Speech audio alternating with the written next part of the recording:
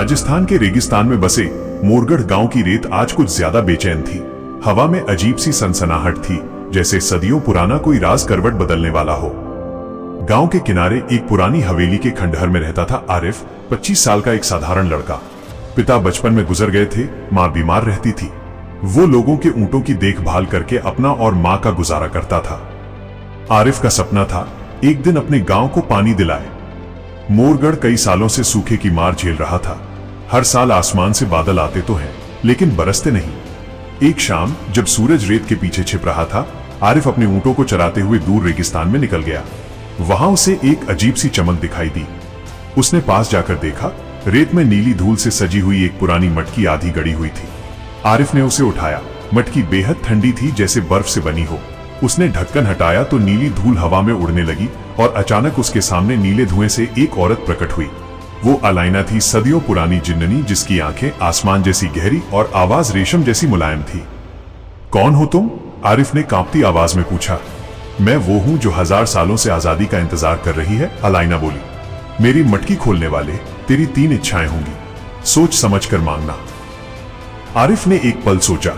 उसकी आंखों के सामने अपनी बीमार मां का चेहरा आया, सूखी धरती का दर्द और प्यास से तड़पते बच्चे। मुझे अपने गांव में बारिश चाहिए, बहुत सारी। अलाइना ने मुस्कुराकर अपनी हथेली आकाश की ओर उठाई। कुछ ही सेकंड में बादल उमड़ने लगे, बिजली कड़की और फिर आसमान से झरने सी बारिश होने लगी। रेगिस्तान में बरसात देख गांव वाले हैरान रह गए। आरिफ भी भीग गया, लेकिन उसके होठों पर मुस्कान थी। उसने अपनी पहली इच्छा का सही इस्तेमाल किया था। अगले दिन गांव वाले आरिफ को भगवान मानने लगे, पर उसका दिल शांत नहीं था। रात को वो फिर अलाइना के पास गया। वो धुंध में तैर रही थी, उसका नीला लिबास हवा में लहरा रहा था।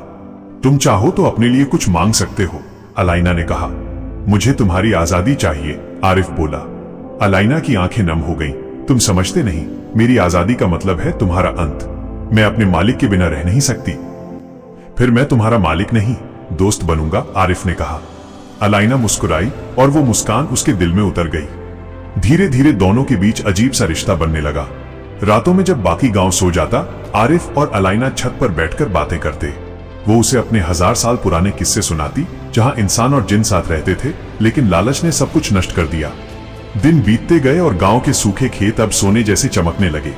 लेकिन जहां खुशहाली आती है, वहां ईर्ष्या भी जन्म लेती है। गांव का प्रधान रघुनाथ सिंह, जिसे लोग डर से सिंह साहब कहते थे, आरिफ की सफलता से जलने लगा।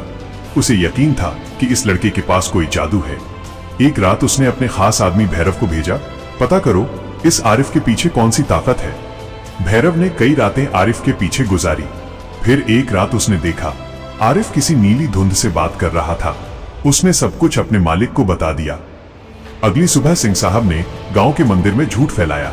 आरिफ ने किसी शैतान को बुला लिया है, जो गांव को बर्बाद कर देगा। गांव के लोग जो कल तक उसे भगवान कहते थे, अब उसी पर पत्थर फेंकने लगे। आरिफ टूटा हुआ घर लौटा। अलाइना ने उसे देखा तो उसकी आंखों में आग भर गई। किसने किया ये सब? उसकी आवाज में बिजली थी। रघुनाथ सिंह, आरिफ ने धीरे से कहा। अलाइना ने हवा में अपनी उंगलियां घुमाई और क्षण भर में रघुनाथ के महल में तेज हवा चलने लगी। दरवाजे टूट गए, खिड़कियां उड़ गईं और सिंह साहब के कमरे की दीवार पर नीली लपटें दौड़ने लगी। नहीं अलाइना, आरिफ चिल्लाया, वो इंसान है, उसे माफ कर दो। अलाइना ठिठक गई। उसने कभी किसी इंसान की दया इतनी गहरी नहीं देखी थी। वो शांत हो गई, लेकिन उसकी आंखों में आंसू थे। तुम अजीब हो आरिफ। बाकी लोग मुझसे ताकत मांगते हैं, तुम मुझसे इंसानियत मांगते हो। उस रात अलाइना ने पहली बार अपने मन की बात कही। मुझे भी कभी इंसान बनने का मन होता है। हवा में उड़ती हूं, लेकिन दिल खाली है। क्या मैं भी तुम्हारी तरह महसूस कर सकती हूं? आरिफ ने कहा, अगर दिल में चाहत सच्ची हो तो जिन भी इंसान बन सकते हैं। ये सुनकर अलाइना के होठों पर हल्की मुस्कान आई और उसी पल उनके बीच एक अनकहा रिश्ता जन्म ले चुका था। लेकिन नियति को शायद ये मंजूर नहीं था। रघुनाथ सिंह अपनी बेइज्जती का बदला लेना चाहता था। वो भैरव के साथ शहर के एक पुराने तांत्रिक कालियानाथ के पास गया, जो आत्माओं को काबू में करने का दावा करता था। कालियानाथ ने हंसते हुए कहा, तुम्हें उस जिन्न की बोतल चाहिए? तो उसके मालिक को खत्म करो।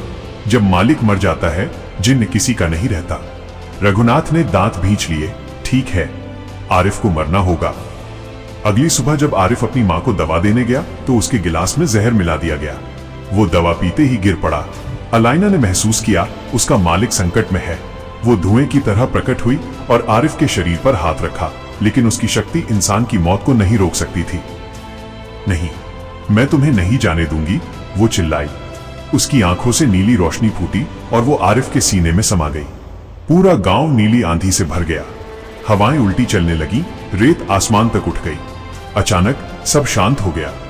जब धूल बैठी तो वहां आरिफ खड़ा था, लेकिन उसकी आंखें अब नीली थीं। अलाइना की आत्मा उसके अंदर बस चुकी थी। अब आरिफ आधा इंसान और आधा जिन बन चुका था। उसकी आवाज बदल गई थी, चेहरा वही था लेकिन आंखों में आसमान बस गया था। रघुनाथ सिंह और कालियानाथ ने यह देखा तो डर से भागे। लेकिन आरिफ या कहो अलाइना, आरिफ ने अपनी हथेली उठाई। हवा में नीली बिजली दौड़ी और दोनों रेत में समा गए। गांव के लोग जमीन पर गिर पड़े। किसी ने फिर कभी उनका नाम नहीं लिया। दिन बीते, गांव फिर से शांत हुआ। मोरगढ़ में पानी, हरियाली और अमन लौट आया। लेकिन अब गांव के लोग हर रात एक नीली रोशनी देखते, हवेली की छत पर, जहां कभी आरिफ और अलाइना बैठा करते थे। कहा जाता है उस रोशनी में एक नीली परछाई और एक इंसान का साया साथ बैठे दिखाई देते हैं। कुछ कहते हैं वो जिन्ननी अपने मालिक से मिलकर अब आजाद है, और कुछ कहते हैं वो आज भी उसकी रखवाली कर रही है।